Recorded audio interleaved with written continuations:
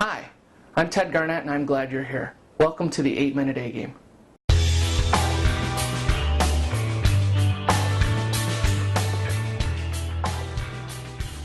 In each edition, we'll deal with concepts, thought leadership, process, and most importantly, practical tools that you can use.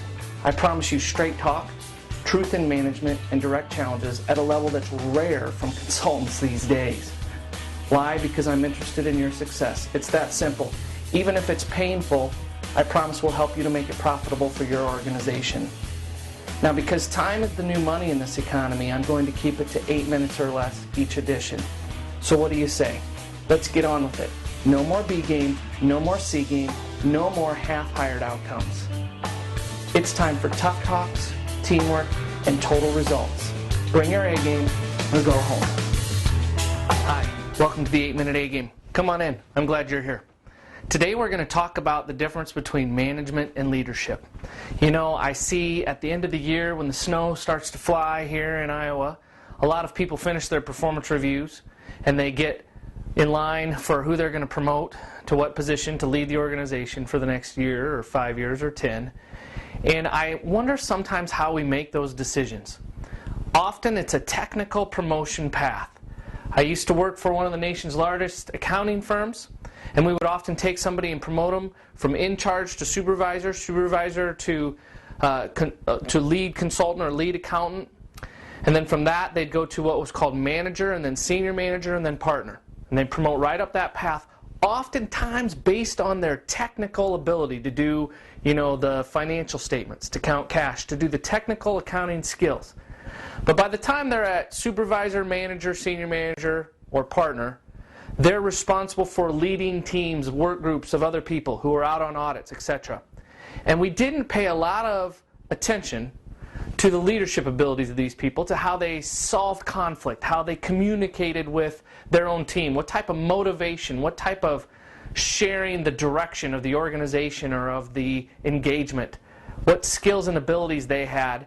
So we need to understand the difference between leadership and management. I think there's a lot of confusion out there. So let's talk about the two. Clearly, leadership and management are interconnecting circles. They are connected by the fact that some good management involves leadership and some good leadership involves management. So we're going to have some of both. There's no great leader who isn't a great manager, and there's no great manager who's not a great leader at some level. However, we typically promote people, and based on how you were brought up through organizations in your career, who have management skills. And when was the last time anybody was fired for not sharing a vision, not setting a vision, not sharing priorities, not getting input, not developing the people under them? That doesn't get as much attention in the performance review process as if, say, you're late to work 5 minutes or you didn't get a technical side of your job accomplished. So we need to figure out where this leadership piece fits in. So I'm going to give it to you this way.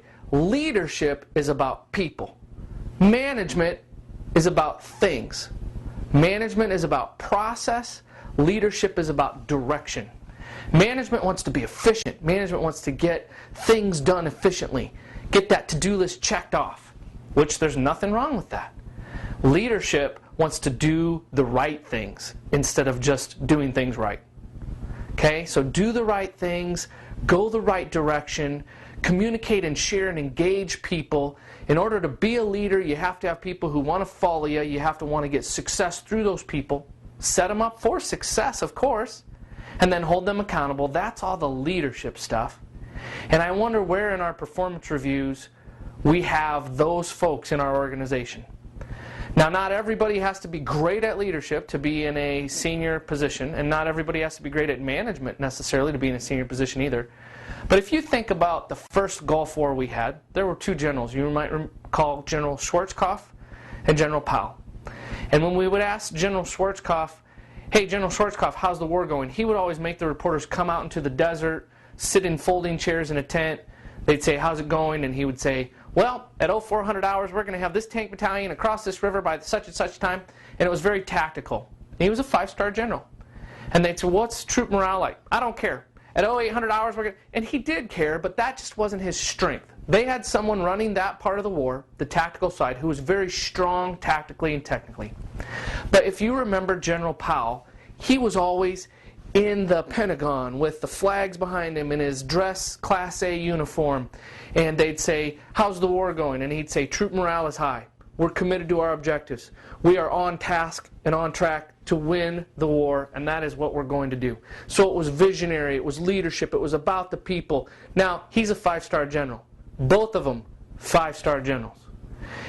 You can bet you don't make 5-star general unless you care about troop morale, unless you care about teamwork, camaraderie, the leadership stuff. So Schwarzkopf cares about that stuff. It just wasn't his strength. Powell, you can bet he could go out to the field and he could run a strat map. He could tell you what tank battalion, because you don't make 5-star general unless you can do that stuff. But you have to have both in an organization. You have to have both that leadership and that management, and you have to have people that are engaged in both those things in the leadership of your organization. So the challenge is this. I know a Fortune 500 company who says you cannot be promoted until you have developed or brought somebody along behind you who could take your job, who understands leadership like you do, who could take your position and lead and manage the things you do within 2 years. Interesting. So here's my question for you. Do you have somebody you're developing in your organization?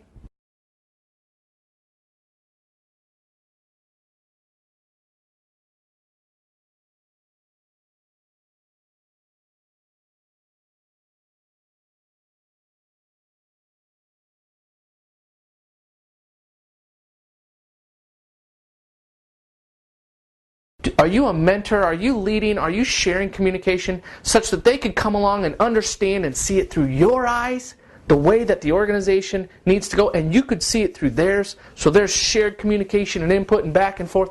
Do you have that going on? Are you doing that? Good test question, because if you don't, you're probably focused on day-to-day tasks and you're heavy into management. Leadership's about setting those people up for success so they can succeed, the organization can get that team win, and you as a leader can have that opportunity to lead people and delegate and get things done at a more strategic level if you get people coming along behind you to set that organization up so you can operate that way. So that's your homework for the month. We'll see you next time, and in the meantime, bring your A game or go home.